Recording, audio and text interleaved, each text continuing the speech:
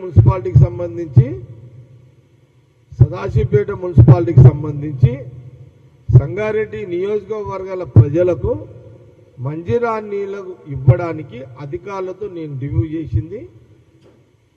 అది ముఖ్యమంత్రి రేవంత్ రెడ్డి గారితో మాట్లాడి 100 కోట్లు ట్రై చేసి సంగారెడ్డి ప్రజలకు తీసుకుపోవడానికి నేను సెక్రటరియట్లో రివ్యూ చేసిన. దాని మీద ఎవడో బీఆర్ఎస్ తోటి తీసి వైరల్ చేస్తున్నారు. అదేగా సోషల్ మీడియా,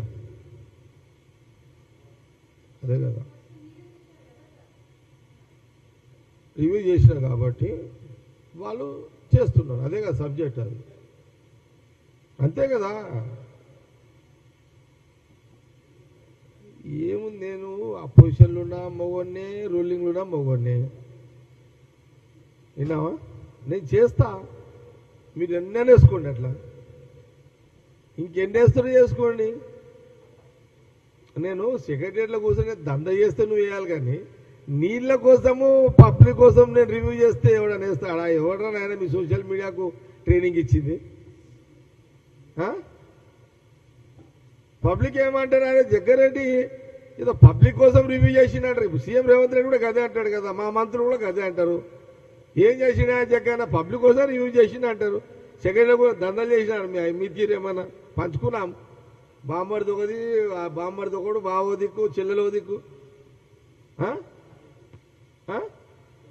అయ్యో దిక్కు, కొడుకో దిక్కు, బామ్మడిదో దిక్కు, అల్లుడో దిక్కు, బామ్మడిదులో అట్లా దుకాణాలు పెట్టినా నేనేమన్నా. ఇంత కూడా మీకు కామన్ సెన్స్ లేకపోతే ఎట్లా సోషల్ మీడియాకి, బీఆర్ఎస్ వాళ్ళకు?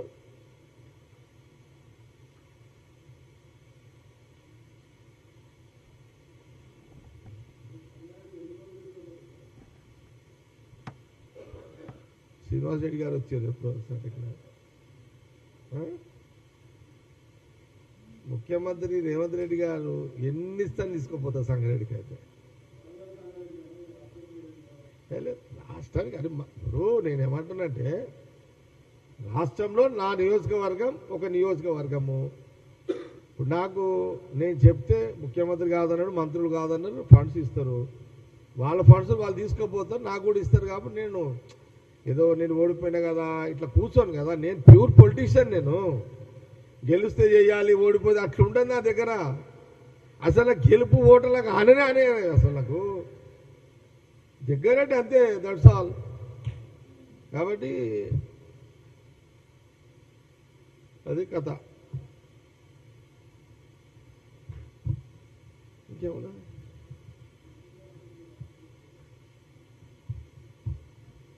ఫోటో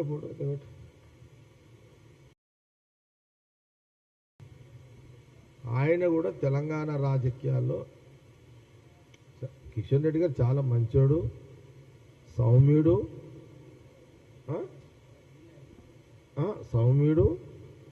కానీ ప్రాబ్లం ఏంటంటే, ఎంత కిషన్ రెడ్డి గారు ఎంత సౌమ్యుడైనా, ఎంత నెమ్మదస్తుడైనా, ప్రాబ్లం ఏంటంటే ఆయన కూడా స్క్రిప్ట్ లీడరే. ఆయన బీజేపీ ఆఫీసులో అక్కడ ప్రచారకు ఉంటాడు. ఆయన ఒక లైన్ ఇస్తారు వాళ్ళు, ఆ లైన్ని అతను మీడియా ముందు వచ్చి చదువుతాడు. ఆయన పొలిటికల్గా మాట్లాడలేడు కిషన్ రెడ్డి గారు. అక్కడ రాసింది చదవాలి. అల్టిమేట్ ఏముంటుంది? యూరియా వాళ్ళు పంపరు, వాళ్ళు ఇవ్వరు. కాంగ్రెస్ గవర్నమెంట్ నిన్న తుమ్మల నాగేశ్వరరావు గారు కూడా బాగానే గట్టిగా మాట్లాడి ట్రై చేస్తున్నాడు, irrigation minister. CM Revanth Reddy గారు కూడా అక్కడ కూడా ఆయన ట్రై చేస్తున్నాడు.